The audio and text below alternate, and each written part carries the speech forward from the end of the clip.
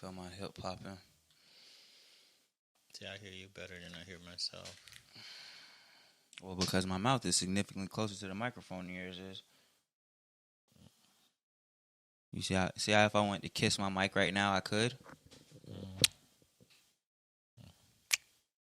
Yeah, I can kiss this one too.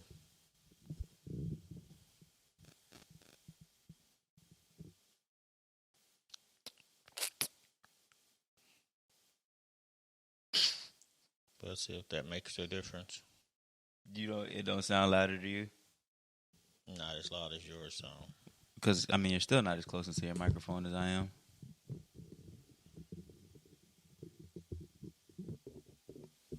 If I turn you up anymore, you're going to hear background noise. It'll make you feel better if I turn my mic down some. I don't. I just said I hear yours better.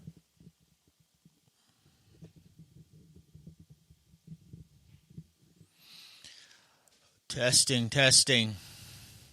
I That's guess fine. That's better. So this is episode 1 of my dad's podcast, where me and my dad podcast. How are you doing today, Mr. Jones? I'm fine. Feeling good. Got a little sweat under my arms, but I can deal with it. I'm doing fine, too. Thank you for asking. Oh, thank you. How you doing? I'm horrible. I had a really bad day. Really? Yeah, I woke up at 7 o'clock this morning because I was like, I'm going to make sure that I get to my online class on time.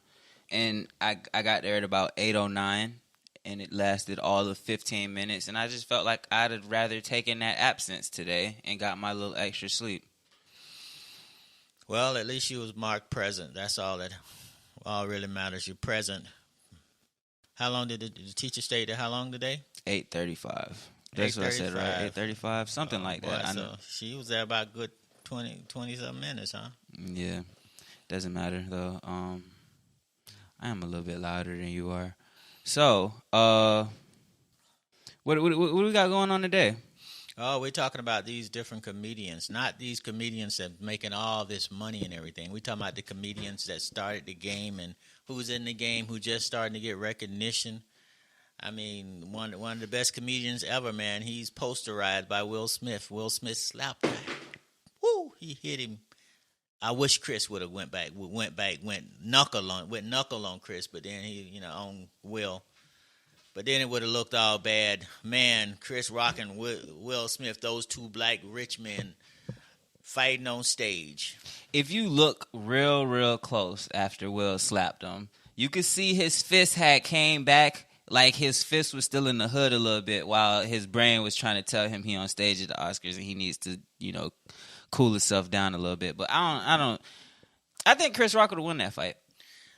Well, me personally, I think Chris Rock probably would have won that fight because he'd have been fighting for more. He'd have been fighting for pride. He'd have been fighting for, hey, you struck me because I just sold a movie for your wife who ain't been in very many, must not be a very good actor. Can you get in the mic? Must not be a very good actor. Actress. You know how I feel about Jada. I've made that more than clear in my personal life that I'm not the biggest Jada fan. I decided to read Will Smith's book because I seen him slap Chris Rock. Yep. And everything that I've gotten from that book is that Jada is just taking advantage of like traumas that Will Smith has. Will Smith is a giant 6'4" baby. He hasn't gotten over things that have happened to him at 10 years old. And I don't blame him because neither have I personally. Really, when things happen to you, when you're traumatized at a young age like that, it's hard to get over those things. Those things been with him for his entire life pretty much. I mean, he uses them to essentially end his career. Everything about him being an actor, everything about him being a comedic actor, all of that stuff is just a result of the fact that his dad used to beat on his mom. Now he lets his wife beat on him. Because she hits him. You know she hits him when nobody's looking, right? Well, I've never witnessed that. So I'm not going to say Jada's a husband beater. Jada is definitely a husband beater. I think Willow is too. I think they jump him when nobody's looking. Oh, okay. So that's why Will's never seen out in public because he's all bruised and beat up. Exactly. You ever notice he always be having his glasses on? I just made that up. I'm still trying I'm still trying to get big enough to where I can start rumors and they catch on. Hey, no, I don't want to start any rumors because Will Smith is one of my best actors. I love Will Smith acting. Will Smith can adjust himself and be anybody you want him to be. He can be anyone you want him to be. He Will can go Smith from is Will Smith he can in go from every comedy, single movie. He can go from comedy and he can go to action. He can do it. He's still Will and he has his little quirks. No, because Denzel, that is a character. When you see Denzel in a movie, he is playing that character. When you see Will Smith in a movie, he is the Fresh Prince in whatever movie that is. And I stand by that 100%. I don't agree with that. But I do agree with the fact that Denzel become that character. I remember when this piece I saw where Denzel said that he used to channel Malcolm X. And that he would be on stage saying speeches that he's never read, that he didn't know about Malcolm X. I'm like, man, I can't be that kind of actor. One of my wife used to be friends. She tried to take some acting class and everything, and the girl told my wife and me that she had to stop acting because she could never come out of character. You know, she was just talking, right? I don't know. She was playing something. She was playing somebody then. If she couldn't come out of character, so all right. So why isn't she rich and famous or nothing yet? She's just this phenomenal actress who just can't come out of character, but sitting there talking to y'all. No. That's what she wanted to be. She wanted to be an actor, and she was taking classes. She's never been in any films that I know of. She's never been in any stage plays. She never did any acting. She was taking acting classes, and somehow she was reading parts she was reading, she was finishing those parts and going home and still being that person. She sounds like a loon to me. Well, she is. Her elevator may be in a building that's 10 stories high, but it only go to the 4th floor. You got to walk up 6 flights. You got to walk up 6 flights with her, boy. So, I hear you got some kings of comedies. I just threw my phone. I think I'm going to just start off every episode, I guess, by throwing my phone and it fall into the ground. But I have them written down in my phone. I probably should have held on to it, but whatever. I'll just be able to think of them off the top of my head. Well, what I decided to do is that my 10 best actors, the 10 best comedians that I know, trying to find 4 of them would be almost impossible, because that's one thing about the comedy game is that you got a lot of people in that game who's actually very, very good at it. You know, we give Dave Chappelle, who's on my top 4 list, a lot of credit, but there's a lot of them who's not getting credit. Man, they're phenomenal actors and they're phenomenal comedians. And the ones who shouldn't be getting no credit, like, I ain't gonna say no name, he all over the place and everything. His wife leading him around by the nose. Wait, who? I can't say. Why not? I don't want to say. But do you think he's going to be watching our podcast? He ain't no Kingdom Coming. This thing gonna blow up. He ain't gonna have no choice but to watch it. Are you talking about Steve Harvey? I'm gonna guess. I don't know. I just know Marjorie leading him around with a collar. But I ain't gonna say the actor. Okay, so how did you come up with your list? What would you do for that? Well, I was sitting down and I was thinking, who was the comedians that really caught your attention when you were young and everything? And I said, you were young at some point. At some point, I was young, and I'm sitting in the back room at the record player playing these little records real slow because my grandma can't hear Rudy Ray Moore and all the cussing he used to do. Rudy Ray Moore, I don't know if a lot of young people know about him, but he was the original Dolly Mike. I mean, he started doing stand-up comedy from a lot of stuff that when he was out and about in the streets, all the homeless guys and everything, they used to be saying all these little jokes, and he took those jokes and brought them to stage and became a phenomenal comedian. And I'm saying to myself, man, here it is. He didn't even have his own thoughts, but everybody know Rudy. Go out and say Dolly Mike and see do they know Rudy Ray Moore. They may not know him by the name Rudy Ray Moore, but they know Dolly Mike, Petey Wheatstraw. They know all them. The pool shooting monkey. They know him. The signified monkey, way up yonder in the I can't say them words on camera. Why not? Hey, I don't. I'm trying to keep a clean image. We're all adults here. You know me. I've given up on Yes. having a clean image a very long time ago. Oh, no. I seen Dolomite. I don't remember if what I seen was the actual Dolomite or some remake of it. I remember my favorite line was "Young, dumb, and full of cum." I felt that on a spiritual level at the time when I saw it, and that's all I remember from the movie Dolomite. Who was playing Dolomite? Was I it don't Eddie remember. Murphy? Because Eddie Murphy came out with one. It wasn't that recently when I saw it. It was a long time ago. Yeah, well, if it was way a long time ago, Dolomite was only in the one or two movies that he actually made himself. He had to spend the money out of his pocket to make those movies, but Dolomite was pretty probably good. the best bad movies I've ever seen. Like I could very easily tell when I was watching Dolomite that whoever was making this movie, it wasn't designed to be a good movie. Like it wasn't made to be. They wasn't winning no Oscars. Oh no, not neither of those Dolomite movies that I saw would win anything. But because he had a large fan following, so everybody knew Dolomite. They knew him from the Signified Monkey.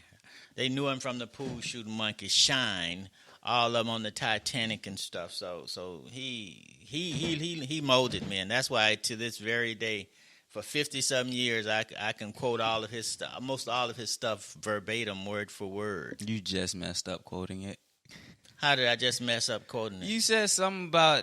Oh no, you said you didn't want to cuss. Yeah, I didn't want to cuss because we're 12. Yep, because that Signified Monkey, man, you got, in order to do that right, you got to be able to cuss, and I don't want to cuss. Well, I'm not gonna cuss now because Way down in the jungle deep, the baboon stepped on the Signified Monkey's feet. The monkey said, "Oh, I ain't gonna finish that, Marlon. You know that." Anywho,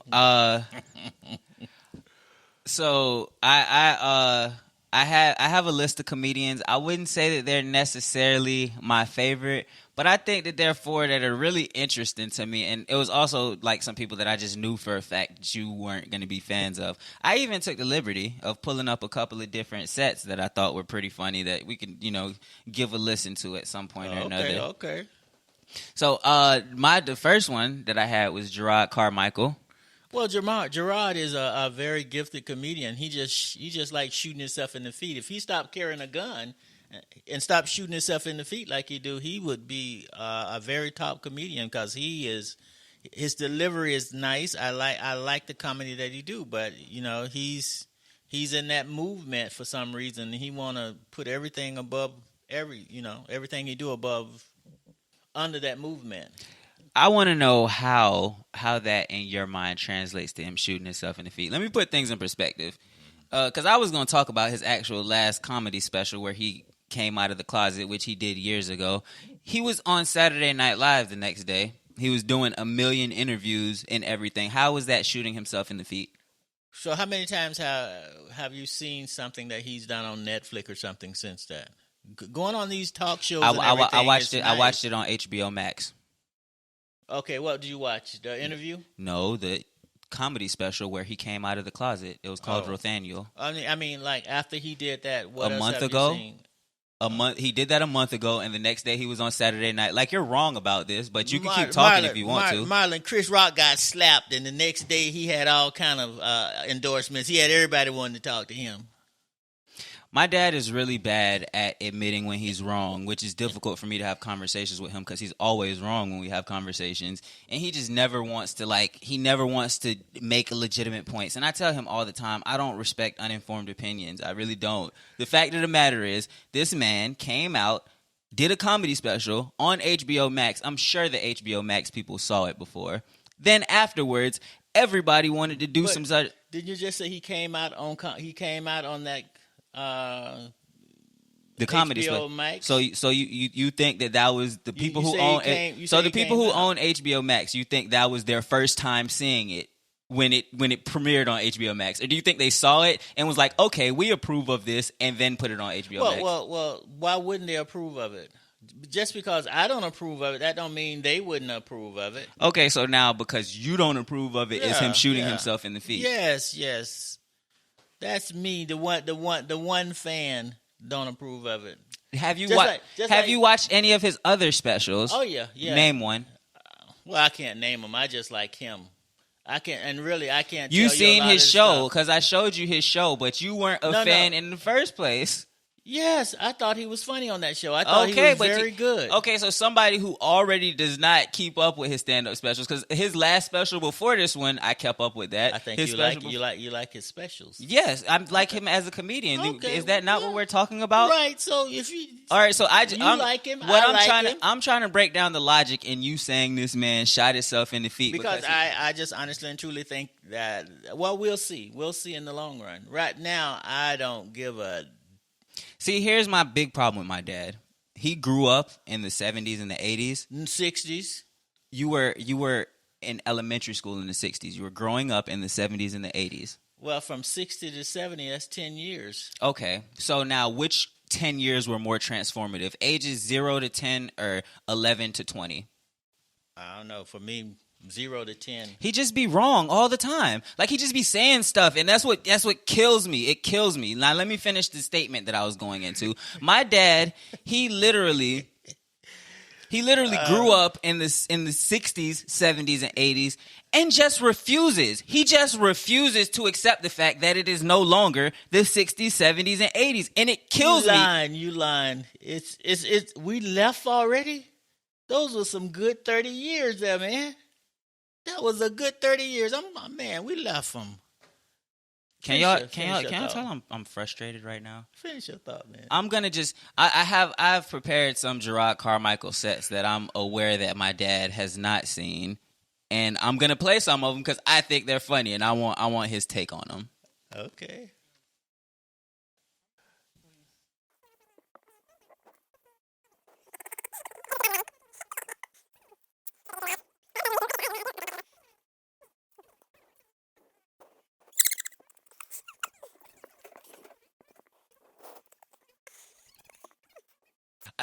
I think it's funny if you look at some of his older stuff, and I didn't have this thought until he really came out on the Breakfast Club, but you could tell he was kind of gay already.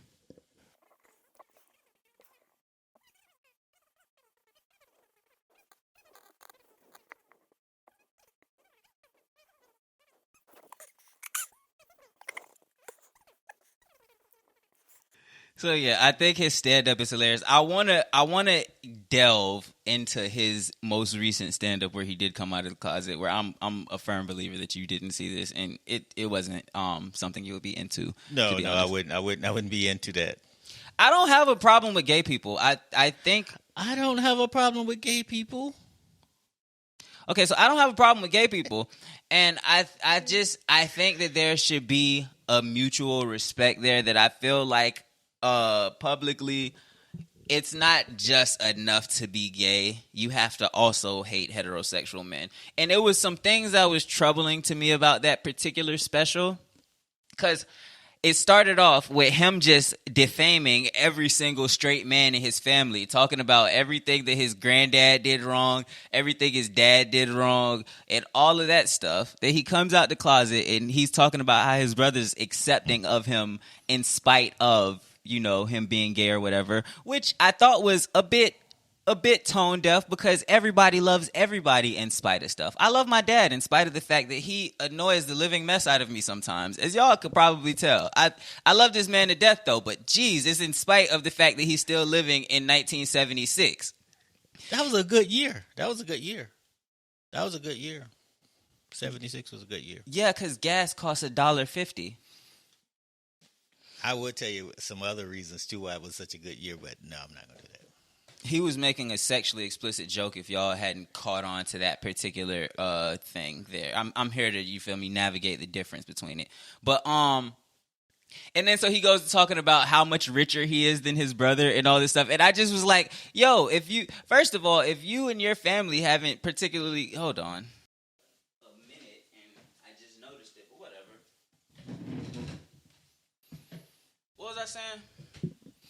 Now you were saying how Gerard was talking about how much he's more richer than his brother and everything. And I'm like, if you haven't come to terms with this with your family, I don't think this particular thing is going to help. Like right now, what you're doing is you're placating to the public to make more money off of it, essentially. But like you have all these more millions than him, But you're the one that is crying to a room full of strangers about your personal issues. That's not him. He's somewhere with his wife, chilling, accepting of you. Why are you feel me, throwing shade on him?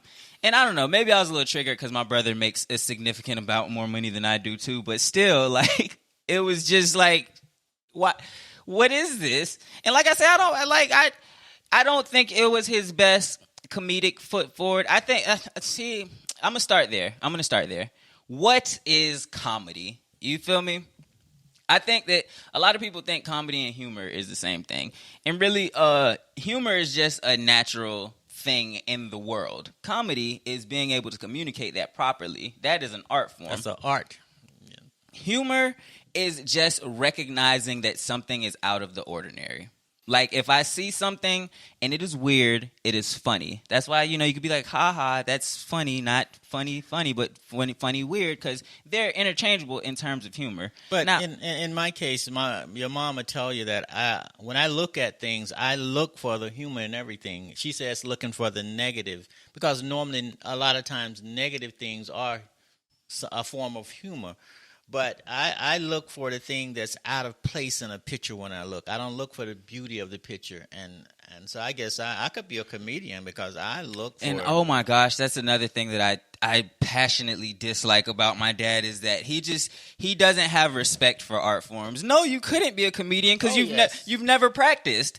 Being a comedian is being able to communicate humor. Every single human being can recognize humor because every single human being lives a life where they could say, hey, this thing is out of the ordinary. Everybody can see that. So why can't I be a comedian and say, oh, hey, this thing's out of the ordinary? Because it is an art form to be able to communicate that effectively. And you don't think I can if I took years like these people take to do that? Did you? No, but then that's why you can't. No, that's why you can't, right? But that's the reason, right? Okay, but that's the reason right there why you can't, because you have not taken years like these other people have in order to perfect the craft. I've been picking and laughing at people for years. So who's next on your list of your favorite comedians? Your kings of comedy that you wanted to talk about today? Well, see, the thing is, like I said, I didn't because I couldn't pick 4 so-called kings of comedy because there's so many comedians that I love and that I think their work is good. And like I talked about Gerard, but I like Gerard, but I'm still in the 70s. But next, I would think another changer of the game was Red Fox. Red Fox. All right, tell me something about Red Fox. I mean, Red Fox was an outstanding comedian, but the thing is that comedians only Eddie Murphy really changed the game for his comedians getting paid. Richard Pryor, everybody talks about Richard and how Richard was this and how Richard was that, and he was an excellent comedian for a drug addict. But Richard died broke too. Eddie had to bury him because he was broke. Red Fox died broke because those guys, they did comedy for the love of it and everything. They were doing it for the money, but money just wasn't in comedy then. I mean, that's a part of being a pioneer to anything. Like, Bill Russell wasn't making the type of money that these middling centers in today's NBA make. Well, that's true. That's true. None of the original rappers were making money like how to rap. Like, if you're going to pioneer a new industry, unless you stick around in that industry until it blows up to the point to where everybody's getting paid, you're going to have to not get paid like that. But you had Ed Sullivan and all those white comedians. They were getting paid. And they were living very comfortable. Black entertainers, no matter what your genre was, they wasn't making any money. They wasn't getting paid. And you're just obsessed with that time period for some reason. The record generation, the record people made all the money on them. Yeah, that's also another thing. If you're not about to own your own stuff, if you're not about to invest completely all of your money, if you're not going to take the risk, then people have been raping people in the entertainment industry for as long as people could get raped. Okay. Well, that was one of the things. It's a different topic, but that was one of the things that I really admired about Ray Charles, is that Ray Charles was one of the few that owned their own masters and they made their money back in the day. But Red Fox would be a lot What'd of you people like know about him Red from a Fox? lot of people. Well, his delivery was excellent, and he talked just like comedians today. He talk about things that was happening around him, and he we know everybody knows Sanford and Son, but they don't realize before Sanford and Son, Red Fox was really a very very good stand up comedian. I said last time that I was gonna look at Red Fox's some of his stand up, and that was a lie. That's too much cursing, man. Have you heard my music? You do too much cursing too, but I don't. Between the two of us, only one of us has a problem with cursing. But my grandmother, she did so much of it, so she turned me against it. Well, I never met the lady, unfortunately. Oh, she was a cursor. So I don't know if you can see the screen. I have another comedian that I'm a really big fan of. I'm going to start by saying these aren't my favorite comedians. Gerard Carmichael is probably one of my favorite comedians. These aren't particularly my favorite comedians. They're just the ones that I really felt the need to talk about for different reasons. When it comes to me personally, I like comedians that are clever. You would love Ellen DeGeneres. I did watch. I actually did watch her stand up, and it was very good stand up. It was.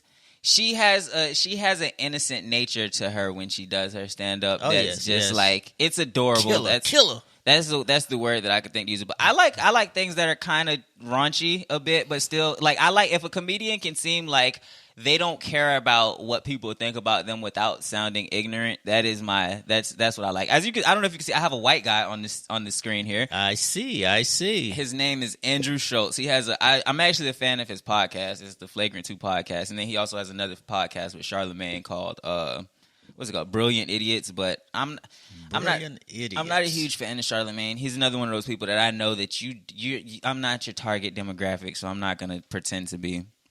But so yeah, I have this little clip here pulled up that I wanted you to hear because I thought it was really funny.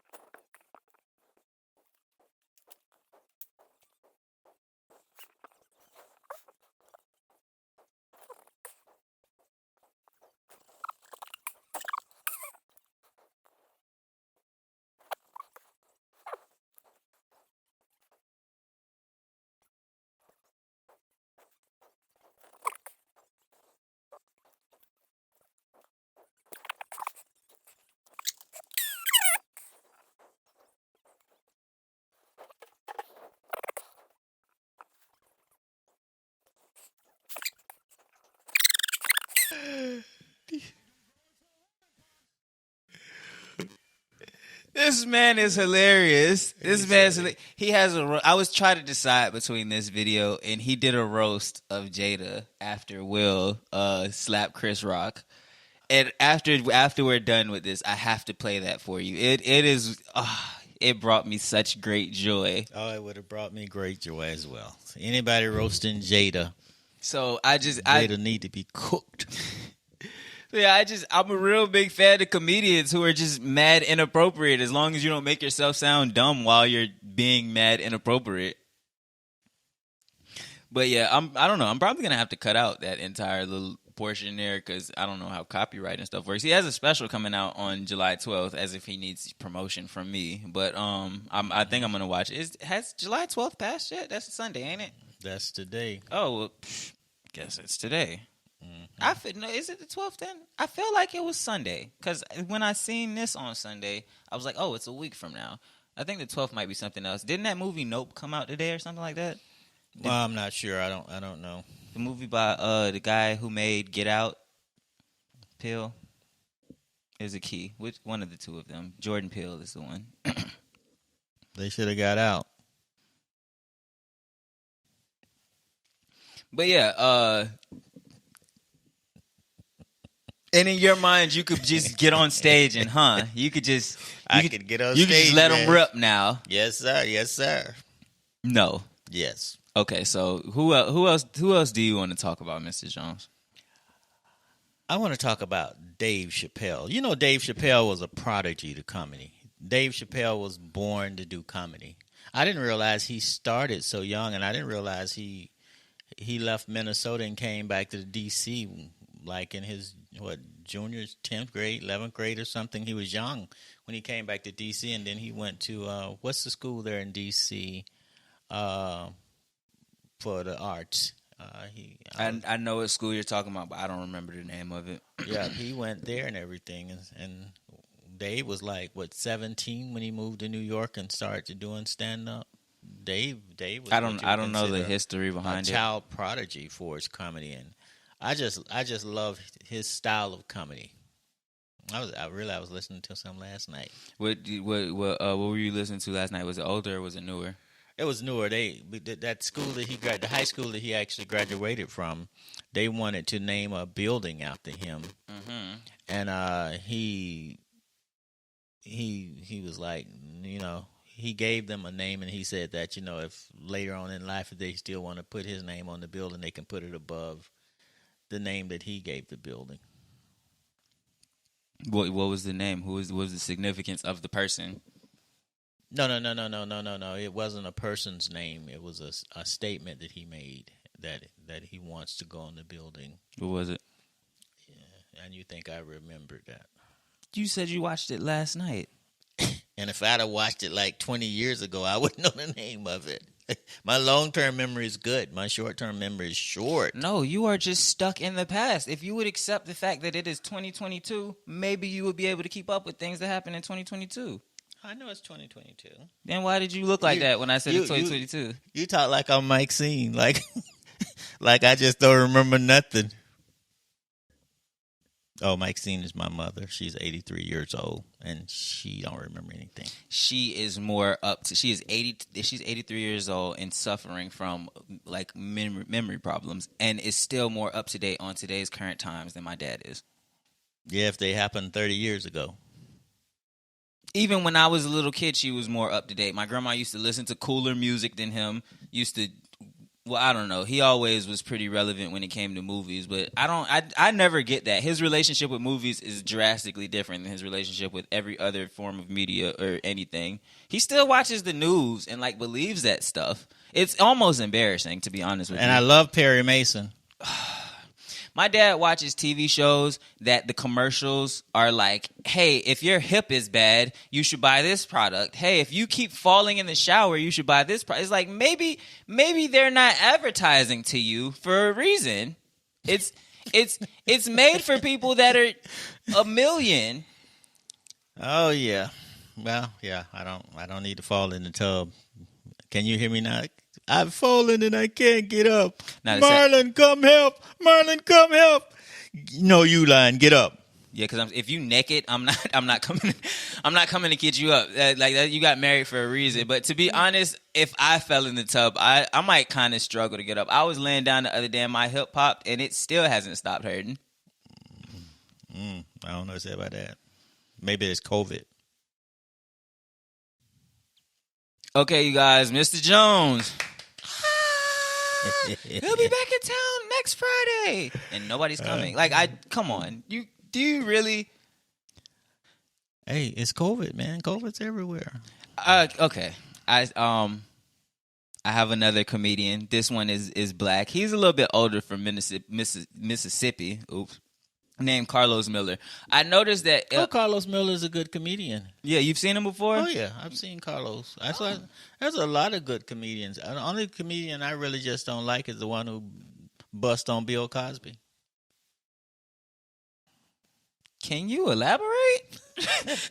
No, the one who got the whole thing started. He was on stage telling the joke that about, guy is hilarious. That guy ain't nothing funny about him. Gosh, what's his name? See there, he can't be that hilarious. We don't now want us to know his name. No, but if I know is that he's a snitch, and snitches get stitches.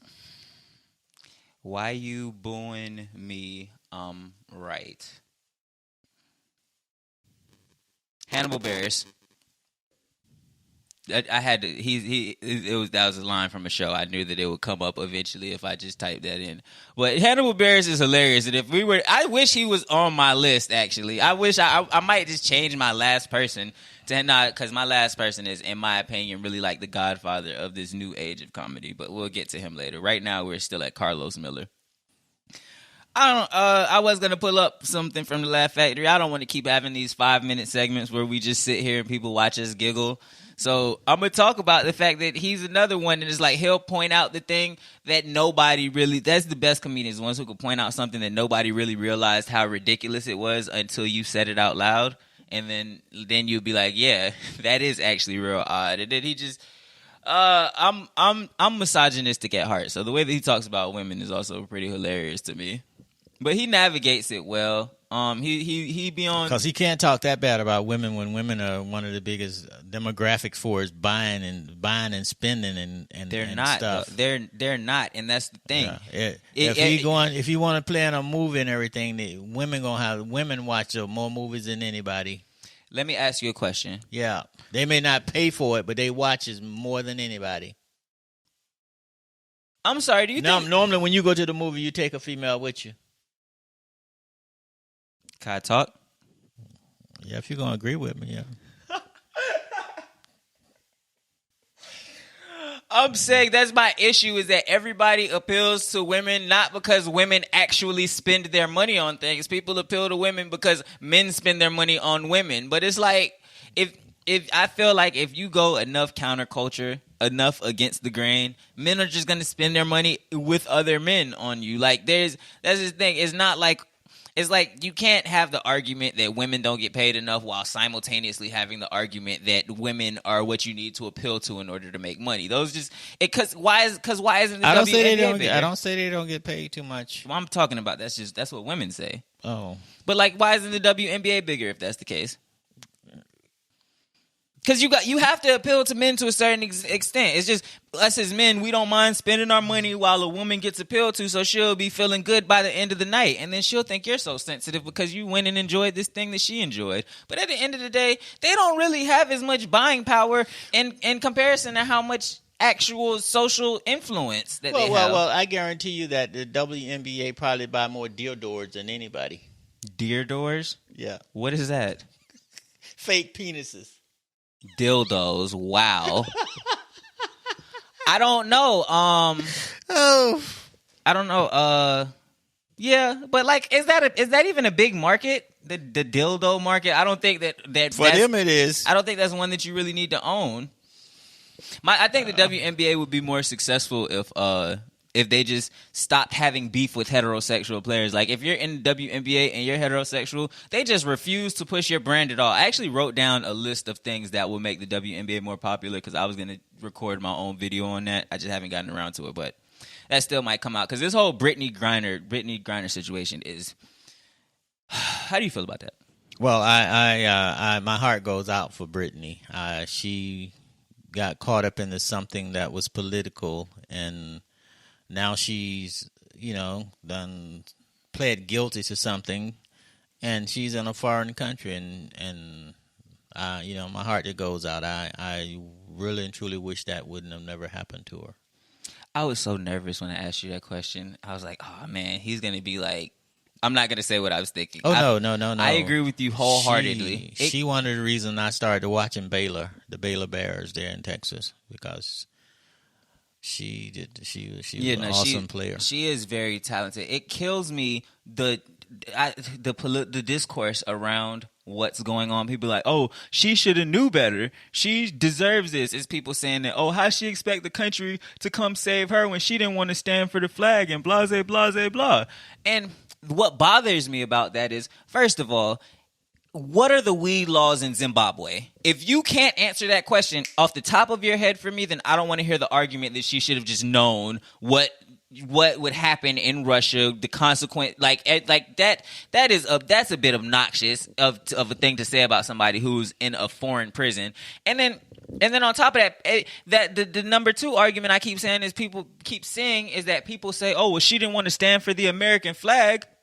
So she shouldn't be expecting the country to come save her. I spent 6 years in the military, and I don't stand for the American flag because that American flag don't stand for what I went into the military for. So not standing for the flag or kneeling for the flag, those things don't really bother me or impress me any at all. This country has gone way past the greatness that it once had, the greatness that I saw enough to go into the military for. So that may rub a lot of people the wrong way, but yep. That's a beautiful sentiment, but I think a bigger deal is she pays taxes.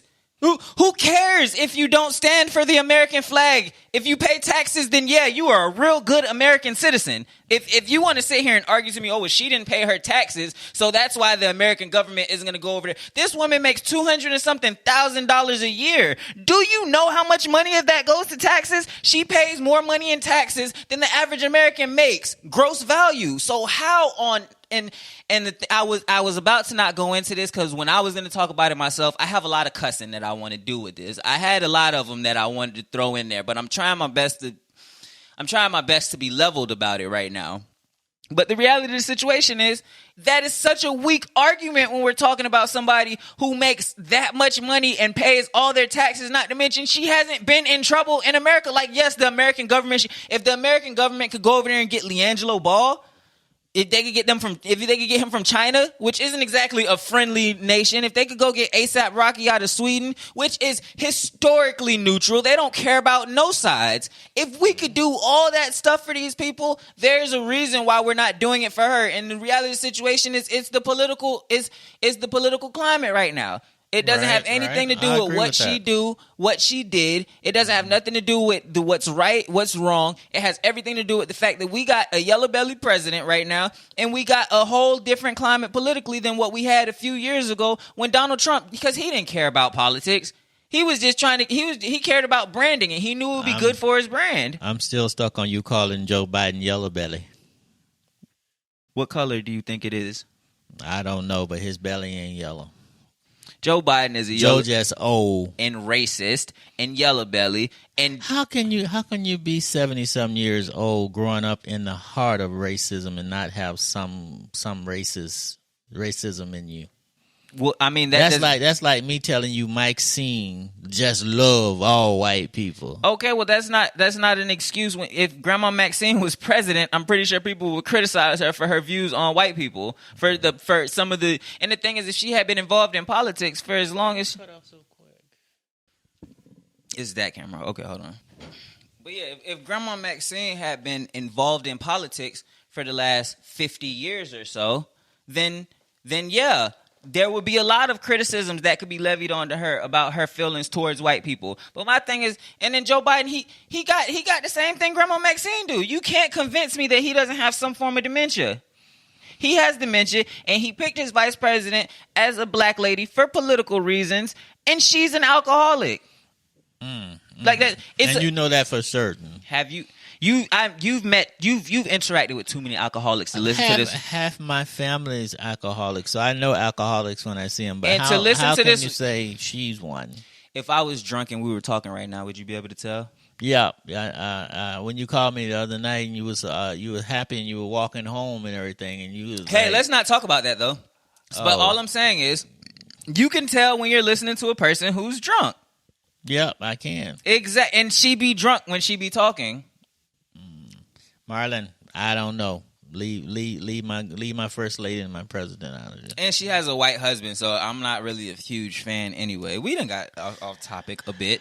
Marlon, she went to Howard. Where you went? Howard. Go Howard. Bisons. What does that even mean? I didn't like Howard while I was there, and I'm supposed to feel differently now. Why? In her defense, it could be cocaine. Yeah. What's up? All right, Marlon. We done talked. You ready to get out of here? We're not even done. We'll finish later. My dad doesn't respect what we're doing, guys. You see how last time he cut us off? This time, we're not even done. We got one more comedian to talk about, and he's just like, you know what? Get out of here. It doesn't even matter what y'all were doing. None of that stuff. For what reason? Why, Mark, can you wait 5 minutes, 10 minutes? See how easy that was when you care about what you're doing, asking a person to wait 5 or 10 minutes for you to finish? How many minutes are we in now? We have 56 minutes. See, we ain't going to do them that long. Why not? If we're talking, we got something to talk about. Okay. I thought I was going to keep them around 30 minutes. That way people don't lose interest while listening. But go ahead on. Finish your thought. I'm sorry. Do you watch podcasts? Some. Which podcast do you watch that is 30 minutes? I don't know. I don't. Like I said, I don't watch a lot of them. And the ones that you used to send me, I guess they used to be long. I used to send my dad my YouTube videos, which would be only a few minutes. If y'all scroll down the channel, you can see them. And even those are an hour long. When Neville and Jay was doing it, and that was the most. That was people who don't care about podcasting trying to podcast. That's what that was. And that. Okay. No, we're gonna cut all this out, right? No. Why would we? I don't want those people listening to what I'm talking about. That is what a podcast is. It is people sitting down listening to people talk. And if it's too long, guess what? They just don't finish it. And if it's not too long, then they finish it. Okay. What's the last comedian? My last comedian was Nick Cannon. I like Nick. I didn't know Nick did stand-up, though. Nick got his start doing stand-up before Will Smith met him and took him up under his wing. I thought Nick was... Oh, okay. I know Will Smith, gave him a hand up. He started out, he was out in L.A. doing his stand-up. He used to be real close with Ray J before the two of them blew up. He was doing his stand-up. Ray J was doing his music, whatever type stuff. And then he got discovered by Will Smith, and then basically he got early in his career, he got a lot more respect than somebody who's probably as early in their career probably should have, because everybody was like, well, that's Will's guy, so basically what he says goes. Okay, big ups to Will. But yeah, Nick Cannon. And I don't necessarily think Nick Cannon is. I don't think he's the funniest guy. I think he's hilarious. Don't get me wrong. I've never heard any stand up by Nick. Well, he was on. I look at Wildin' Out. I know it's not stand up. It's more of a variety. What's the type of show where you improv? I know it's more of that, but like that's in my mind. I look at a lot of those as like his little comedic attempts and things. I have also heard him do actual stand up before. I was a fan of his.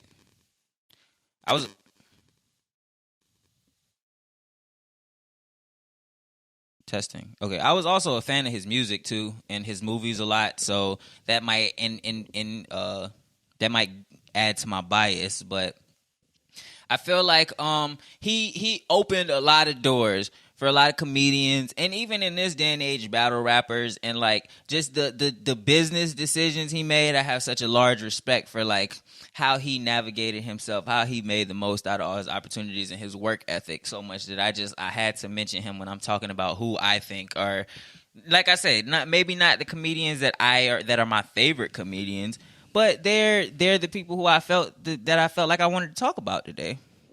Oh, okay. Well, yeah, I like Nick. I just never knew Nick was a stand-up comedian. I always thought Nick was some kind of actor or some kind of entertainer. He used to call himself the Renaissance Man. He did everything. Kind of like Childish Gambino also. That's another comedian who I really like, but most people probably know him for other things he did. Like he was on Community. He wrote for 30 Rock. He has a whole bunch of albums and mixtapes that he's released. Has he ever been in a movie? Oh, he's the guy who he also made Atlanta. The main character in Atlanta. TV show Atlanta. Oh, okay. Yeah, that was also Childish Gambino. So, that